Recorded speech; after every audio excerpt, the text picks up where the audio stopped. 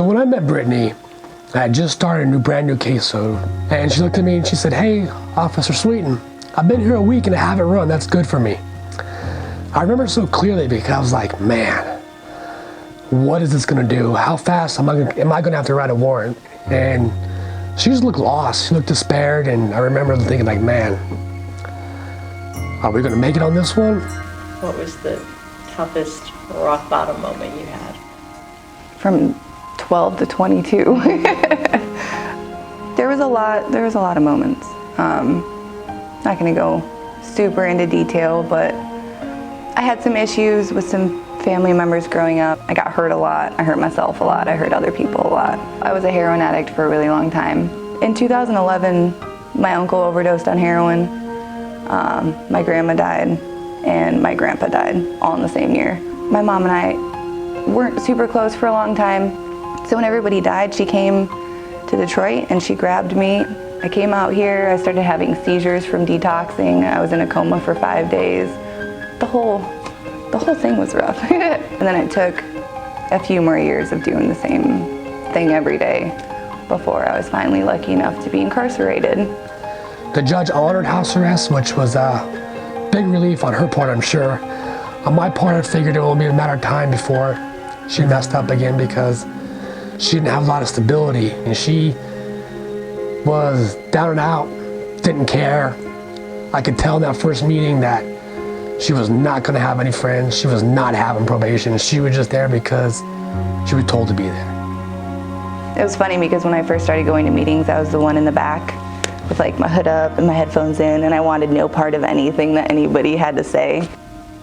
Kind of the universe just aligned and forced me into all of these programs and all of these things and built this support network around me that I never had. And I didn't understand why all these people cared about me and wanted me to do well, because I didn't care about me, so it didn't make sense why you would care about me. And they did though. You know, everybody looked out for me when I couldn't look out for myself. One of the old timers there told me to be grateful and have acceptance every day. And he was one of the very few people that I liked there to start with, so that sunk in. In Brittany's case, probation was successful for her because we recognized there was a need, and we treated her like an individual. Rather than worrying about, oh, you're a drug user, why are you a drug user? You know, what is your backstory? What happened? I'm not going to solve that in one day. I'm not going to solve it in 2 days. It's going to be a long care program that's going to be set up. And it's collaboration with drug court. They say it takes a village to be everything successful, and to see her be successful, there's a lot of components that got there. It started way back when that first officer arrested her. You know, it starts to break there. It starts at the right time with Officer Blankenship. Showed up at the house when she had her probably most rock bottom moment. I would say if you put them together, a mugshot from 3 years ago to a mugshot today, they would be two people that you wouldn't even recognize. I graduate in a year now with a bachelor's degree, so that's super cool. Psychology.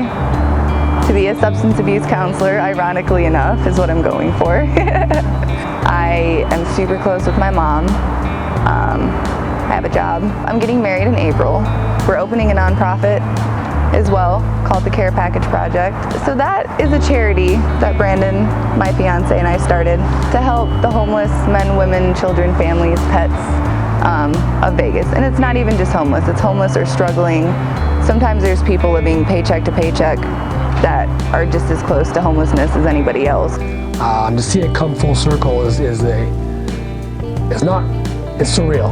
To see her wear a visitor badge to come here and participate in this program was a great culmination of almost like a high school graduation. It's just a big feat for everybody. And everybody says that recovery gives you your life back, but I don't know about anybody else that's been an addict for an excessive amount of time. I didn't have a life to get back. I never had built a life in the first place. I built my life from the ground up. That's why I have a phoenix tattoo. I have built myself from the ashes, you know what I mean? And it's worth it to have options to build your life the way that you've always wanted it to be, whether you've had it like that before or not. When we have a success like Brittany, it makes us want to find the next one, and do some more case research and look old people up and say, hey, wonder how this person's doing, what else can we find? And just to show that probation works, you know, on all aspects of, from the officer point to the court's point to the offender's point. As long as they all work together for the common goal, we could put people right back on track.